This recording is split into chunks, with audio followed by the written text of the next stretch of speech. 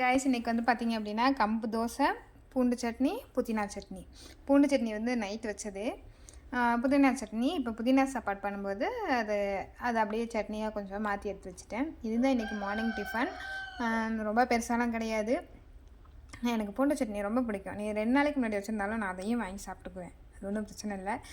ஆக்சுவலாக எங்களுடைய ஃபேமிலி சட்னின்னு கூட சொல்லலாம்னு வச்சுக்கோங்களேன். எங்கள் வீட்டில் எங்கள் அக்கா, என் தம்பிக்கு கூட லைட்டாக தான் பிடிக்கும். பட் எங்கள் அக்காங்க 2 பேருக்கும் ரொம்ப பிடிக்கும். எனக்கும் ரொம்ப பிடிக்கும். ஸோ இந்த சட்னி எங்கள் வீட்டில் எல்லாருக்குமே ரொம்ப பிடிச்ச சட்னி. ஆனால் இப்போலாம் ஒன்று ஒன்றா வந்து மிஸ் பண்ணுறோம். ஓகே, இதெல்லாம் நம்ம அக்காவுக்கு பிடிக்குமே, இதெல்லாம் பிடிக்காதே, இது நம்ம சாப்பிடும்போது இதெல்லாம் பிடிக்குமே அப்படின்றது வந்து மேரேஜ் பண்ணி கொஞ்சம் நாள் கழித்து வரும்போது தான் நம்ம வீட்டில் உள்ளவங்களுடைய இது எல்லாமே நமக்கே தெரியும்னு வச்சுக்கோங்களேன். இப்படிலாம் இருந்தோம், இப்படிலாம் இருக்கோம் அப்படின்ட்டு.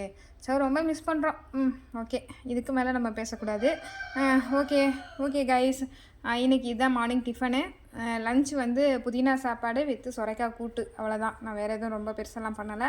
Okay, by by. நெக்ஸ்ட் வீடியோவில் பார்க்கலாம். டாடா.